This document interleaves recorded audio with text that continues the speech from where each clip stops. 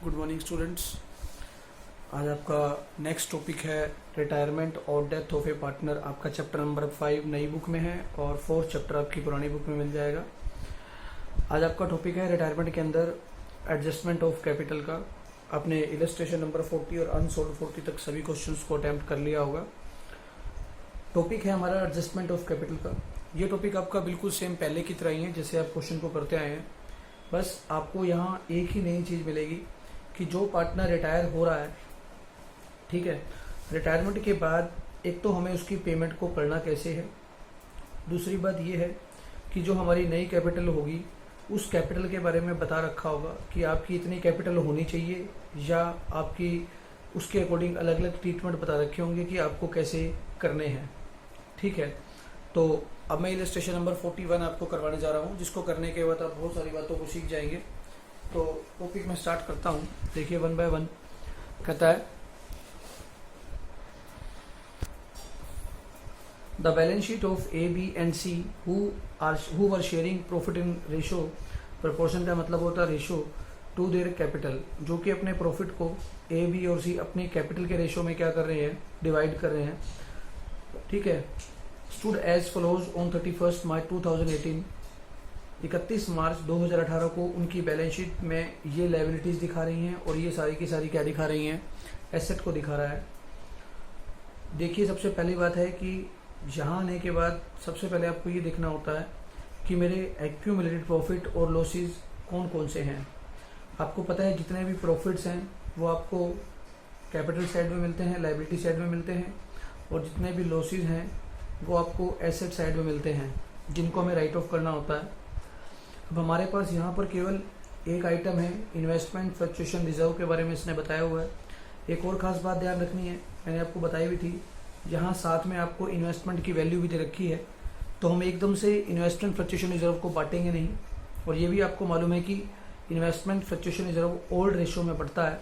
तो बांटने से पहले हम नीचे के एडजस्टमेंट को पढ़ेंगे और उन एडजस्टमेंट को रीड करने के बाद अगर इन्वेस्टमेंट का कोई ट्रीटमेंट हुआ तो ठीक है, वरना डायरेक्टली हम लोग इन्वेस्टमेंट फ्लक्चुएशन रिजर्व को ए बी और सी तीनों पार्टनर्स में क्या कर देते हैं, डिवाइड कर देते हैं ओल्ड रेशो के अंदर। इस क्वेश्चन में सबसे पहले इसने बताया है कि जो अपने प्रॉफिट को डिवाइड कर रहे हैं ये कैपिटल की प्रपोर्शन में कर रहे हैं। तो जब ये कैपिटल की प्रपोर्शन में अपने प्रॉफिट को डिवाइड कर रहे हैं तो सबसे पहले हमें इनका प्रॉफिट शेयरिंग रेशो के बारे में पता होना चाहिए। हम इनका निकाल लेंगे। आप 18,000, 13,500 और 9,000 ये इन तीनों की कैपिटल है। तो हम रेशियो निकालते हैं। 15 पे सभी डिवाइड हो रहे हैं, 3 पे एक बार फिर से डिवाइड हो रहे हैं ये सभी। तो जो आपका रेशियो आ गया है वो है 4:3:2, यानी कि ए बी और सी तीनों ही अपने प्रॉफिट को 4:3:2 के रेशियो में क्या कर रहे हैं, डिवाइड कर रहे हैं। और उसी 31 मार्च 2018 को जिस दिन हमारी बैलेंस शीट का परफॉर्मा दिखाया गया उसी दिन आपका बी रिटायर हो गया। और जैसे ही बी रिटायर हुआ, जो बी का शेयर है रिटायरमेंट वाले दिन वो है 3/9।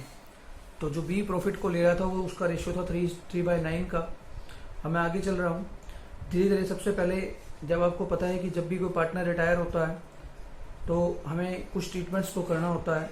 उन ट्रीटमेंट्स में सबसे पहला जो काम होता है वो होता है हमारा रिवैल्यूएशन अकाउंट का। तो सबसे पहले आप क्या तैयार करेंगे, रिवैल्यूएशन अकाउंट को तैयार करेंगे। देखते हैं कैसे तैयार करते हैं। देखिए सबसे पहले कहता है स्टॉक भी डेप्रिसिएटेड बाय 6%। आप रिवैल्यूएशन अकाउंट बनाएंगे। स्टॉक की वैल्यू 6% से क्या हो रही है, कम हो रही है। स्टॉक आपका 8,000 का था, 8,000 का 6% हो गया 480 रुपीज़। मैं आपको यहाँ निकाल के भी बता देता हूँ। 8,000 का 6% आपका हो गया 480। जो आपके लिए एक तरह का नुकसान है, तो उस केस में आप रिवैल्यूएशन अकाउंट को क्या कर देंगे, डेबिट कर देंगे। मैं आपको यहाँ नोटबुक में अलग से रिवैल्यूएशन अकाउंट बना करके भी दिखा देता हूँ कि आप लोग रिवैल्यूएशन अकाउंट को बनाते कैसे हैं। ठीक है, आपका रिवैल्यूएशन अकाउंट यहाँ तैयार कर रहा हूँ मैं साथ साथ। रिवैल्यूएशन अकाउंट में आपको पता है एक साइड होती है डेबिट और एक साइड होती है आपकी क्रेडिट।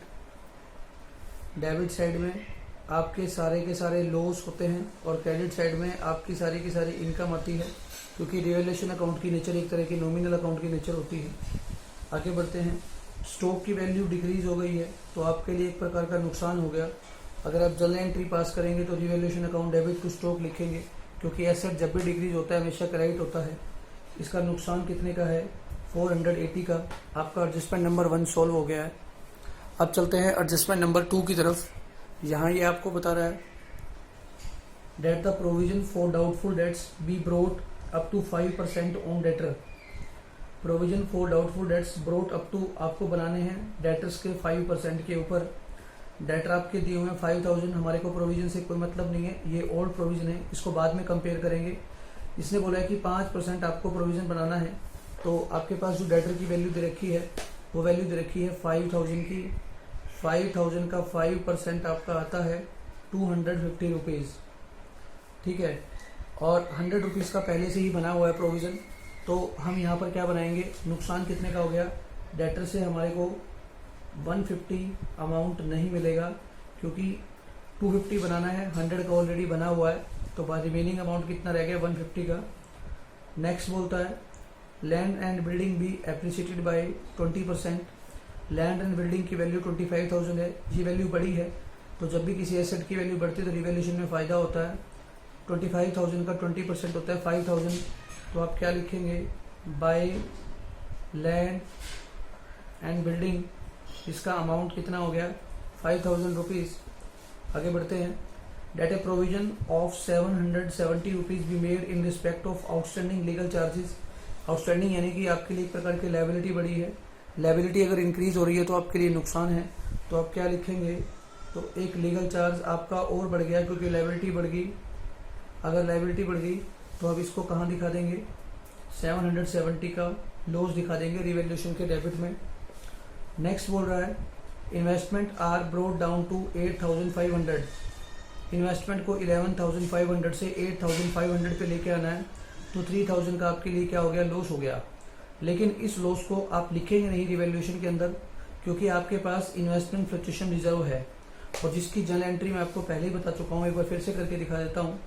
आपको ये मालूम है इन्वेस्टमेंट फ्लक्चुएशन रिजर्व में हमारे पास 11,500 रुपीज़ हैं, जिसमें आपकी इन्वेस्टमेंट की जो नुकसान हुआ है, जब भी एसेट की वैल्यू कम होती है तो क्रेडिट होती है, और इस नुकसान को हम लोग रिजर्व से पूरा कर रहे हैं। और जो रिमेनिंग अमाउंट है वो ए, बी और सी में इनके प्रॉफिट शेयरिंग रेशो में चला जाएगा, यानी कि 4:3:2 के रेशो में हम लोग बाकी अमाउंट बांट देंगे। तो हमारे रिवैल्यूएशन में यही ट्रीटमेंट थे, इसके अलावा हमारे पास कोई और ट्रीटमेंट नहीं है। इन्वेस्टमेंट का ट्रीटमेंट आप लोगों को समझ में आ गया होगा अच्छे से, क्योंकि जब भी इन्वेस्टमेंट की वैल्यू डिक्रीज होती है तो हम रिवैल्यूएशन के डेबिट में लिखते हैं, लेकिन हमारे पास रिजर्व अवेलेबल है तो हमने इस लॉस को वहाँ से ले लिया, और बाकी का ये 11,500 नहीं बल्कि 7,500 है। तो आप यहाँ 7,500 को करने के बाद 3,000 यहाँ दिखाएंगे, और बाकी का 4,500 को 4:3:2 में क्या कर देंगे? डिवाइड कर देंगे बिटवीन ए, बी एंड सी। तो रिवैल्यूएशन अकाउंट हमारा यहाँ से पूरा हो गया। रिवैल्यूएशन अकाउंट को जैसे ही आपने पूरा किया, अब हम इसके क्या करेंगे? प्रॉफिट है या लॉस है, इस बात को जान लेंगे। हमने ये देखा कि इसका क्रेडिट बैलेंस इसके डेबिट बैलेंस से ज़्यादा है, 5,000 हमारा इसका फ़ायदा है, और जो टोटल लॉस है हमारे पास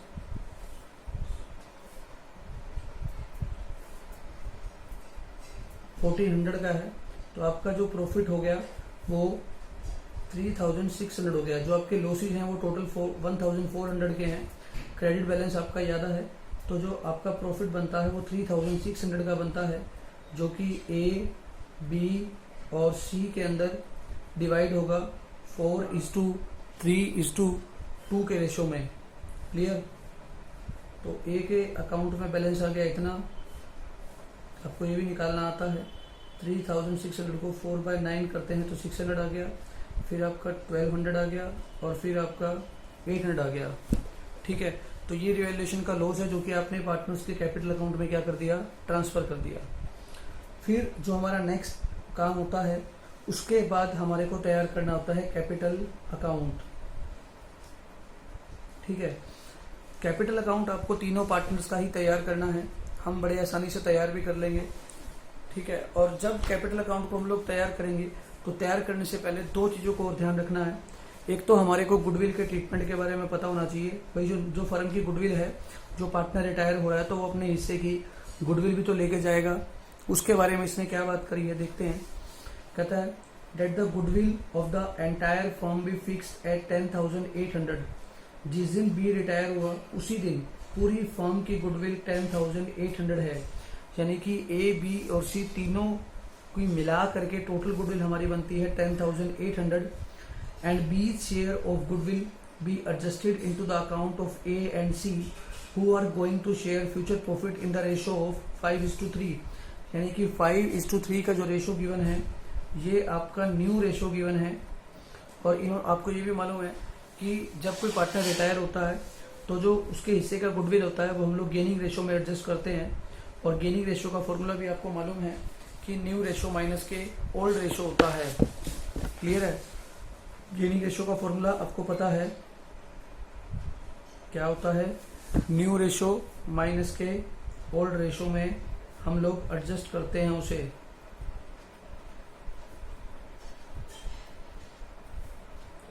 तो जो ए, बी एंड सी है उनका ओल्ड रेशो था 4:3:2 और जो न्यू रेशो आपको गिवन है वो गिवन है 5:3 का रेशो। अब चेक कर सकते हैं 5:3 न्यू रेशो है तो यहाँ से आप गेनिंग रेशो बड़े आसानी से कैलकुलेट कर लेंगे। क्लियर? आइए मैं आपको उसमें बता भी देता हूँ कि इन्होंने कैसे कैलकुलेट किया हुआ है। देखिए वर्किंग नोट दिया हुआ है नेक्स्ट पेज के ऊपर आपके पास कि gaining ratio new ratio minus के ओल्ड रेशो। ठीक है, न्यू रेशो आपका 5:3 है और ओल्ड रेशो 4:3:2 था। तो ए कितना गेन कर रहा है 13/72 और सी गेन कर रहा है 11/72। तो जो बी रिटायर हो रहा है, बी के हिस्से की जो गुडविल है वो 13:11 के रेशो में क्या कर दी जाएगी, एडजस्ट कर दी जाएगी, क्योंकि गेनिंग रेशो में ही हम लोग क्या करते हैं, एडजस्ट करते हैं। क्लियर?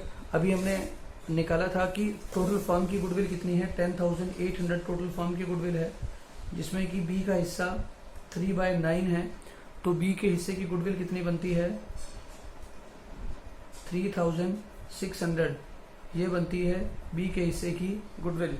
और इस गुडविल को ए और बी क्या करेंगे, गेनिंग रेशो में डिवाइड कर देंगे। यानी कि gaining partners capital account debit to retiring partners 13:11 के रेशो में हमने 3,600 को क्या कर दिया, डिवाइड कर दिया, जिसमें बी का हिस्सा 3,600 से क्रेडिट हो गया और ए और सी दोनों का अमाउंट क्या हो गया, डेबिट हो गया। क्लियर? अब हम आगे चलते हैं, कैपिटल अकाउंट को एक बार तैयार करते हैं और इसके बाद लास्ट जो एडजस्टमेंट है उसको हम भी करेंगे। आइए कैपिटल अकाउंट को देखते हैं। सबसे पहले ए, बी और सी की कैपिटल 18,000, 13,500 और 9,000। 18,000, 13,500 एंड 9,000 ये तीनों की क्या आ गई, आपकी कैपिटल आ गई। इसके बाद रिवैल्यूएशन का प्रॉफिट आ गया। क्लियर? तो इन तीनों पार्टनर्स की कैपिटल हमारे 18,000, 13,500 और 9,000 है। इसके बाद हमारा जो रिवैल्यूएशन का प्रॉफिट हुआ था वो 16, 1200 और 800 ये हमने इसको ट्रांसफ़र किया पार्टनर्स के कैपिटल अकाउंट में, क्रेडिट में। फिर हमने इन्वेस्टमेंट फ्लक्चुएशन रिजर्व का ट्रीटमेंट किया था, जो कि आप देख सकते हैं investment fluctuation reserve to A, B, C तीनों अकाउंट में ट्रांसफ़र किया था 2,000, 1,500 एंड 1,000। इसके बाद तीसरा एडजस्टमेंट हमारा ये आता है। फिर इसके बाद हमने गुडविल का एडजस्टमेंट किया था, जो कि A's capital, C's capital to B's capital, यानी कि gaining partners capital account debit to retiring partners capital account. वो लोग रिटायरिंग पार्टनर को उसकी गुडविल का अमाउंट देंगे तो रिटायरिंग पार्टनर की कैपिटल इंक्रीज हो जाती है। तो आप देख सकते हैं ए के अकाउंट से 1,950 रुपीज़ गए थे और बी के अकाउंट से 1,650 रुपीज़ गए हैं। तो बी के अकाउंट में ए की तरफ से 1,950 और सी की तरफ से 1,650, यानी कि ए और सी कैपिटल डेबिट हुए थे। तो आप चेक कर सकते हैं, जब मैं लेजर तैयार करता हूं तो बाय बीस कैपिटल लिखूंगा तो ए के अकाउंट से 1,950 रुपीज़ और सी के अकाउंट से 1,650 रुपीज़ का ट्रीटमेंट होता है। क्लियर? यहाँ तक का हमने सारा ट्रीटमेंट कर लिया। इसके बाद जो हमारा लास्ट एंट्री आती है हम उसको बैलेंस करते हैं। बैलेंस करने पर ए का जो क्रेडिट बैलेंस है वो बनता है 21,600 का और बी का जो कैपिटल का क्रेडिट बैलेंस बनता है 119,800 का, और सी का जो बनता है वो बनता है 10,800 का। फिर हमने डेबिट बैलेंस के साथ कंपेयर किया, और कंपेयर करने पर ये पता लगा कि ए और बी और सी का जो बैलेंस है वो ए का क्रेडिट बैलेंस 19,650 बनता है और सी का बनता है 9,150। मैं इसको आपको अलग से भी करके बता देता हूँ जिससे कि आपको पूरा क्वेश्चन आसानी से समझ में आ जाए। देखिएगा, हम लोग कैपिटल अकाउंट तैयार कर रहे हैं।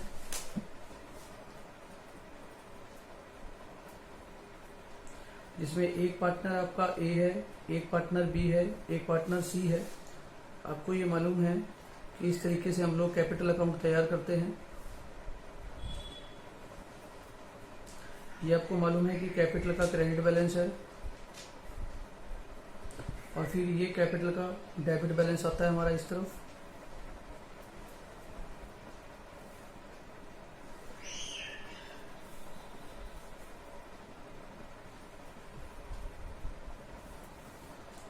ए, बी और सी ये हमारा डेबिट बैलेंस होता है। सबसे पहले आप कैपिटल का बैलेंस लिखते हैं बाय बैलेंस बीडी, जिसमें ए का है 18,000 का, बी का आता है 13,500 का, और सी का जो बैलेंस आता है वो आता है 9,000 का। ठीक है। फिर इसके बाद रिवैल्यूएशन का प्रॉफिट होता है। हम रिवैल्यूएशन के प्रॉफिट को ट्रांसफर करते हैं तीनों ही पार्टनर्स में, ओल्ड रेशो में जाएगा। लो जी, हमने ये ट्रांसफर कर दिया। इसके बाद इन्वेस्टमेंट फ्लक्चुएशन रिजर्व का पैसा जाता है, जिसमें ये भी आपको मालूम है कि ओल्ड रेशो में जाएगा, क्योंकि ये एक तरह का एक्यूमुलेटेड प्रॉफिट है। क्लियर। और इसके बाद हमने किया था गुडविल का ट्रीटमेंट, जिसमें आपने लिखा by A's capital account, B ने दिए 1,950 बी के अकाउंट में गए, और सी के अकाउंट में सी की ये गया ए के अमाउंट से, और फिर गया हमारा सी के अमाउंट से कितना, बाय सीज कैपिटल अकाउंट, जो गया 1,650 का। फिर हमने तीनों ही अकाउंट्स का बैलेंस कर दिया, जिसमें ए का जो क्रेडिट बैलेंस बनता है वो 21,600 का बनता है, बी का 19,800 का बनता है, और सी का 10,800 का बनता है। क्लियर। फिर हमारा डेबिट साइड में एक एंट्री आती है, हम ऊपर लिखते हैं टू बीज कैपिटल अकाउंट, जिसमें कि ए के अकाउंट में 1,950 और सी के अकाउंट में 1,650 का अमाउंट आता है। क्लियर। और फिर आता है आपका बैलेंस करना कैपिटल का। क्लियर है। अब हम कैपिटल का जब बैलेंस करेंगे तो आप यहाँ लिखते हैं टू बैलेंस सी डी। आप ये देख सकते हैं कि ए का क्रेडिट बैलेंस 21,600 है, ये मैंने अमाउंट यहाँ लिख दिया। ए का 21,600 का, दोनों का जब डिफरेंस लिया तो बैलेंस सी डी ए का आता है 19,650 का। बी रिटायर हो रहा है, लेकिन कोई बात नहीं, हम इसका बैलेंस भी करेंगे 19,800 का। इसका ट्रीटमेंट बताऊंगा अभी हमारे को क्या करना है। और सी का बैलेंस आता है 10,800 का। जब डिफरेंस करने पर पता लगता है तो हमारे पास बैलेंस आता है 9,150 रुपीज़ का। क्लियर। और बी का जो बैलेंस आता है, हमारे को इस क्वेश्चन में कुछ भी नहीं कह रखा, तो जो बी का बैलेंस है वो उसके लोन अकाउंट में ट्रांसफ़र कर दिया जाएगा। हम यहाँ पे क्या लिखेंगे, टू बीज लोन अकाउंट, जिसका बैलेंस आता है 19,800 का। क्लियर। फिर हम क्या करेंगे, जो बैलेंस सीडी है, अब हम बी के अकाउंट को बिल्कुल ही भूल जाएंगे और बाकी बैलेंस लिखेंगे। हम यहाँ लिखेंगे बाय बैलेंस बीडी। इस 19,650 को इसी अकाउंट में ही अलग से नहीं बनाना है। नीचे ऊपर वाला जो अकाउंट है जो हमने बनाया है उसको डबल लाइन करके आप लोग बंद कर लीजिएगा। भैया हमारा अकाउंट बंद हो गया और बी रिटायर हो गया, तो जो ए का अकाउंट है वो आप बैलेंस चेक कर सकते हैं 19,650 है, और जो सी का अकाउंट है उसमें बैलेंस है 9,150 का। क्लियर। ये इन दोनों का उस दिन बैलेंस है जिस दिन बी रिटायर हुआ है। अब इसके बाद की जो एंट्री हमारे को करनी होती है वो हमारे को हर बार क्वेश्चन में गिवन होती है, और उसी के हिसाब से ही हमारे को अपनी एंट्री को करना होता है। आइए पहले मैं एक बार आपको क्वेश्चन में बता देता हूँ कि वो क्वेश्चन में क्या कह रहा है, उसके बाद ही हम लोग कैपिटल को एडजस्ट करेंगे।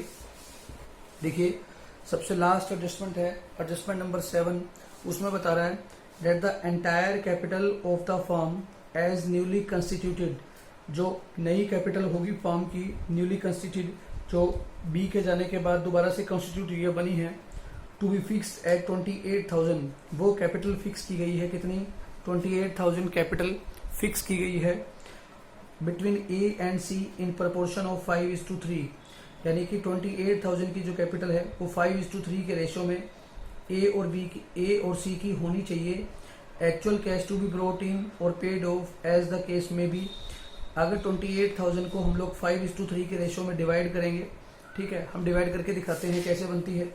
आप देखिएगा कि 28,000 हमारी कैपिटल थी, 5:3 के रेशो में हमने डिवाइड करनी है, तो उस दिन ए की कैपिटल बनती है 5/8 के हिसाब से 17,500 की कैपिटल बनती है।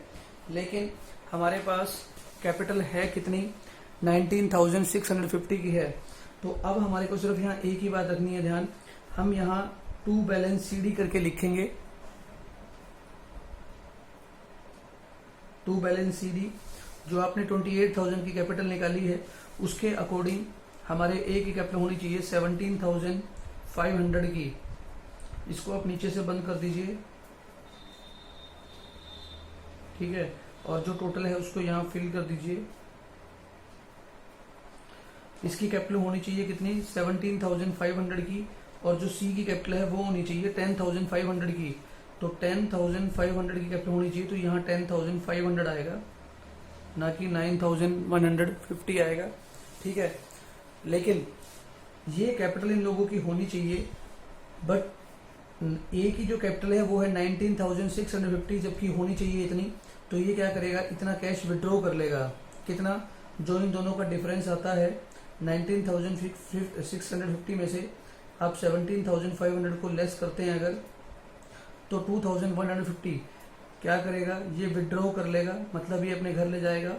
और सी की जो कैपिटल है वो होनी चाहिए 10,500 की, लेकिन उसकी कैपिटल है 9,150 की। तो ये क्या करेगा, इतनी कैपिटल लेकर के आएगा और ये कैपिटल क्या कर लेगा, विड्रॉ कर लेगा। क्लियर, इतने पैसे ये लेकर के आएगा और ये इतने पैसे क्या कर लेगा, विड्रॉ कर लेगा। तो जब भी कोई पार्टनर कैपिटल लेकर के आता है तो आप क्या एंट्री करते हैं, cash account debit to capital account, ठीक है। तो आप क्या लिखेंगे, cash account debit to capital account की जब वो बात कर रहा है, या बैंक अकाउंट या कैश अकाउंट, तो मैं बैंक, या अगर क्वेश्चन में आप देखेंगे बैलेंस किसका दिया हुआ है, क्वेश्चन में बैलेंस बैंक का दिया हुआ है, तो आप लिखेंगे बैंक अकाउंट, और अगर कैश का दिया होता तो आप लिखते कैश। सी इतने पैसे लेकर के आया है 1,350 रुपये, और ए ने इतना पैसा विड्रॉ कर लिया। तो जब कोई पार्टनर विड्रॉ करता है तो हम क्या करते हैं, A's capital account debit to bank करेंगे, टू बैंक करेंगे। तो इन दोनों का जो डिफरेंस है 2,150, ये कैश क्या कर गया, लेकर के चला गया। और इस तरीके से हमारा क्वेश्चन भी क्या हो गया, सॉल्व हो गया। अब हम इसके बाद तैयार करते हैं क्या, बैलेंस शीट, ठीक है। और जब हम बैलेंस शीट को तैयार करेंगे तो बैलेंस शीट में हमारे को सबसे जो पहला काम होता है वो है कैश एट बैंक के बारे में जानना। आपको ये पता है कि जिस दिन भी रिटायर हुआ हमारे बैलेंस 5,500 का बैंक में बैलेंस था। क्या हमने बी को कोई पेमेंट करी, जी नहीं, हमने बी को कोई पेमेंट नहीं करी, बल्कि बी का जो पैसा था वो उसके लोन अकाउंट में ट्रांसफर किया था, जिसका अमाउंट था 19,800 का। तो आपने वो तैयार कर दिया, 19,800 का उसके लोन में ट्रांसफर कर दिया। लेकिन हम बैलेंस की बात कर रहे हैं बैंक की। आपको ये पता है कि 5,500 रुपीज हमारे पास बैंक में बैलेंस था, ठीक है, आप देख सकते हैं। फिर आपको ये मालूम है कि ए 2,150 रुपीज निकाल के ले गया, तो वो 2,150 इस कैश में से या बैंक में से क्या हो जाएगा, माइनस हो जाएगा। और जो सी है वो 1,350 लेकर के आया है, तो वो इसमें प्लस हो जाएगा। तो जब मैं इनका प्लस माइनस करता हूँ तो मेरा लास्ट जो बैलेंस बनता है वो बनता है 4,700 का। क्लियर। फिर इसके बाद हमारा आता है डेटर का बैलेंस। डेटर में 5,000 आपके पास थे, ठीक है, आपने प्रोविजन बनाया था 150 का और बनाया था, क्योंकि 5,000 का 5% 250 बनता है, 100 का बना हुआ था तो 150 का और बनाया था। तो आपके पास डेटर कितने के रह गए, 5,000 में से 250 लेस करने के बाद 4,750 का। इसी तरीके से स्टॉक के ऊपर आपका एडजस्टमेंट था, इन्वेस्टमेंट पे भी था, और लैंड एंड बिल्डिंग आ गया। फिर और फिर हमारे पास जो क्लोजिंग बैलेंस दे रखा है कैपिटल का 17,500 का और सी का दे रखा है 10,500 का। इस तरीके से हमारा क्वेश्चन सॉल्व हो गया और दोनों ही साइड हमारी क्या कर गई, मैच कर गई। तो आप इस तरीके से क्या कर सकते हैं, पूरे के पूरे क्वेश्चन को सॉल्व कर सकते हैं। ये क्वेश्चन था आपका रिटायरमेंट और डेथ ऑफ ए पार्टनर का, ठीक है। क्वेश्चन नंबर 41 था, जिसको करने के बाद आप अकाउंट्स के आगे सभी क्वेश्चंस को आसाम से कर लेंगे, ठीक है। तो हमारे को हर क्वेश्चन में बता रखा होगा कि आपको तैयार क्या करना है। जैसे कि इस क्वेश्चन में भी बताया हुआ है, पास जर्नल एंट्री, आपको जर्नल एंट्री करनी है। शो द बैलेंस शीट आपने क्लोजिंग में दिखा दी है। बी के रिटायरमेंट के बाद after transferring B share to a separate account, B का शेयर हमें एक अलग अकाउंट में ट्रांसफर करना है। उस अकाउंट का नाम है बीज लोन अकाउंट। ध्यान रखिएगा, जब भी कोई पार्टनर रिटायर होता है तो उसका जो पैसा है या तो हम कैश में पेमेंट कर देंगे या उसके लोन अकाउंट में ट्रांसफर कर देंगे, ये भी आपको पता है, ठीक है। तो हमने ये उसका पैसा क्या कर दिया, उसके लोन अकाउंट में ट्रांसफर कर दिया। और उस लोन के ऊपर कितना इंटरेस्ट दिया जाएगा, जब तक क्वेश्चन में पूछेगा नहीं तब तक हम उसके बारे में कुछ नहीं बताएंगे। सिर्फ यहीं तक हमारा क्वेश्चन क्या हो जाएगा, क्लियर हो जाएगा, ठीक है। अब आपको इसका एक क्वेश्चन मेरे ख्याल से समझ में आ गया होगा। ये वाला एक क्वेश्चन आपको और करके दिखाएंगे। नेक्स्ट वीडियो में आपको एक क्वेश्चन और करके दिखाते हैं।